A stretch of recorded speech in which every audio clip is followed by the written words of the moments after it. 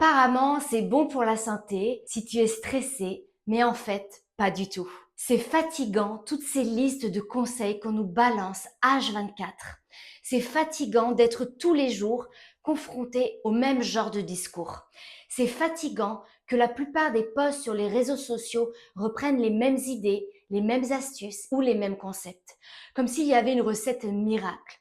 Comme s'il suffisait de faire comme si, mais non.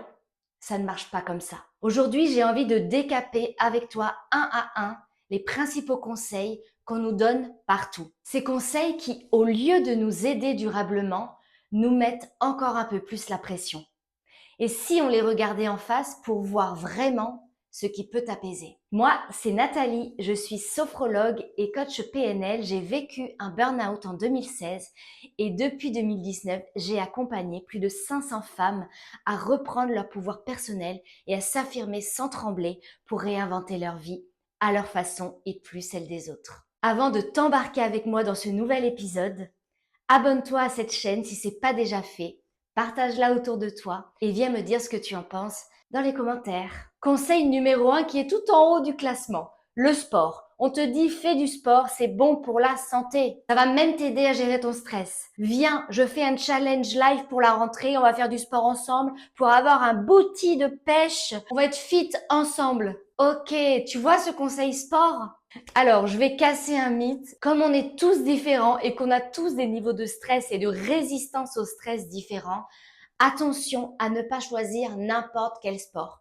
Pour des systèmes nerveux qui sont déjà surstimulés en sympathique, le sport trop intense type HIIT ou cardio, ce n'est pas du tout recommandé. Ils vont avoir un effet activateur des hormones du stress et non régulateur. Ça veut dire que ton organisme va rajouter du stress sur du stress. Et si je te dis ça, c'est parce que moi-même, j'ai expérimenté ce genre de sport et ça va te paraître fou, mais je me suis retrouvée comme droguée à ça. Je me rappelle, je me levais à 5 heures du mat en n'ayant que ça en tête. Je voulais mon shoot de cortisol et c'est le HIIT qui me le procurait.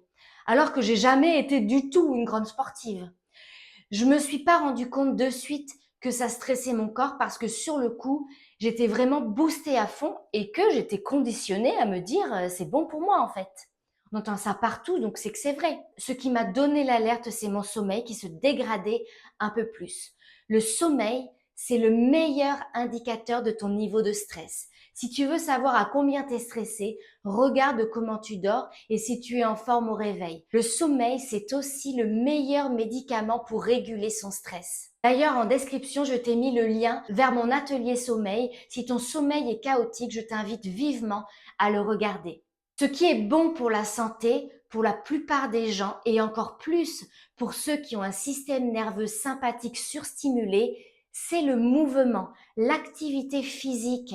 Donc pas spécialement l'activité sportive, qui est de faire un sport en particulier, mais de se bouger, d'aller marcher dans la nature, de plonger dans une piscine, de nager doucement, de faire des mouvements somatiques, de se laisser aller dans une danse libre chez toi, de faire ton ménage en chantant.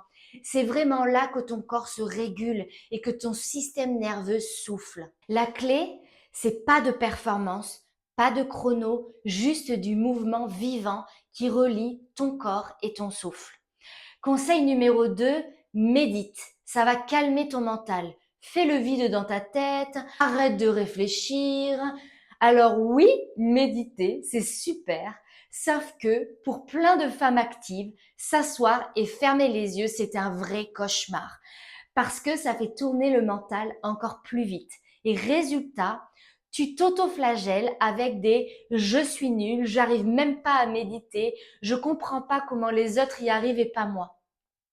La vérité, c'est que la méditation, c'est pas spécialement de rester immobile en tailleur, contrairement à ce que l'on croit. La méditation, c'est s'éveiller à l'instant présent. Et ça, tu peux le faire en mouvement.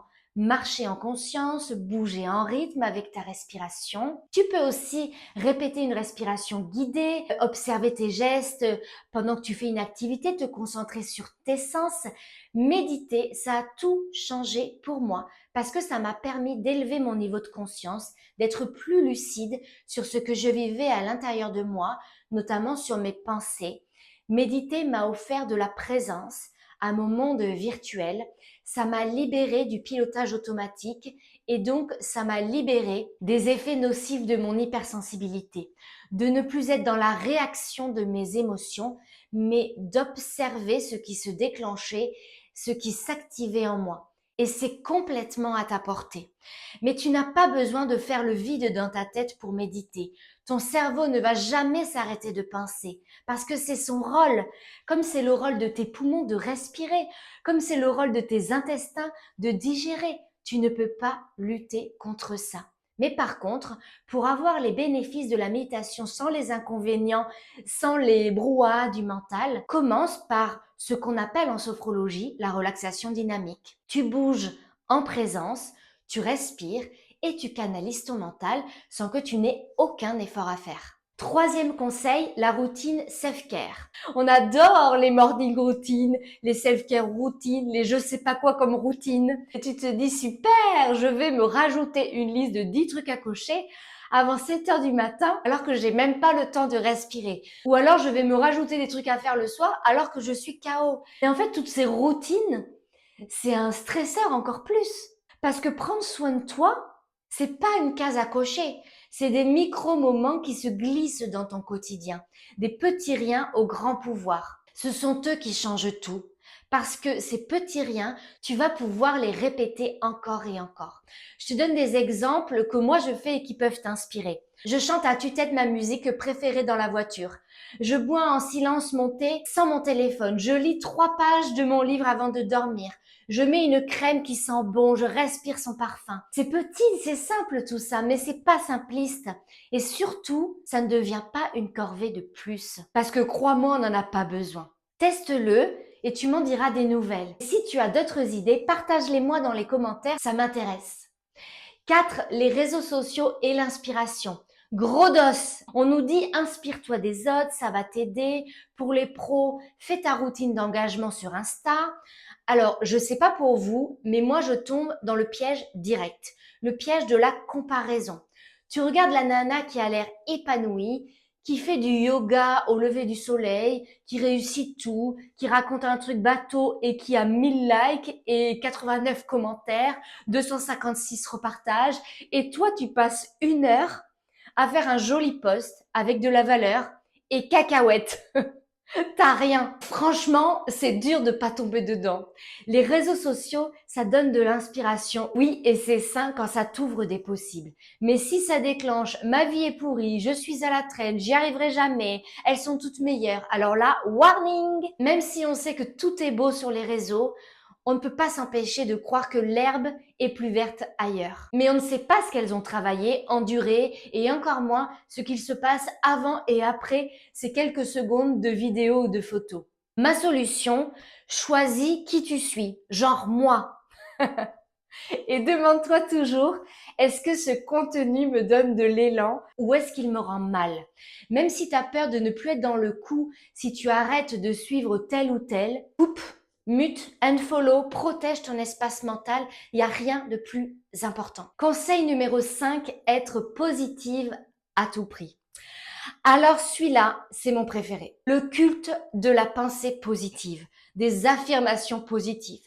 Répète-toi des mantras et tout ira mieux. Mais non, rien ne va mieux parce que si tu ne les crois pas, ça sonne creux, ça sonne faux et pire, ça te fait culpabiliser de ne pas réussir à être positive. Ma vérité, c'est que j'ai compris et expérimenté que tu n'as pas besoin de penser positif à tout prix. Ce dont tu as besoin, c'est avant tout d'arrêter de laisser des pensées négatives te gouverner. Ton job, pour être bien dans tes baskets, c'est pas de t'auto-hypnotiser avec des affirmations cucul à praline. Ton job, c'est d'apprendre à voir une pensée négative et à la laisser passer sans t'y accrocher, sans la croire comme une vérité absolue. La vraie liberté, elle est là.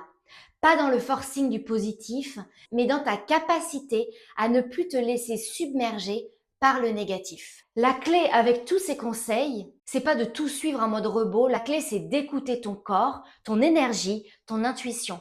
Tu n'as pas besoin d'une liste de plus, tu as besoin de toi avant tout. Dis-moi ce que tu en penses en commentaire et n'oublie pas de t'abonner. Et si tu veux aller plus loin, reprendre ta place sans t'excuser, poser tes limites sans trembler et créer une relation saine avec toi, les autres et la vie, même si tu as appris à t'oublier pour être aimé. Regarde dans la description de cette vidéo, tu trouveras le lien vers mon accompagnement individuel Éclose. À bientôt!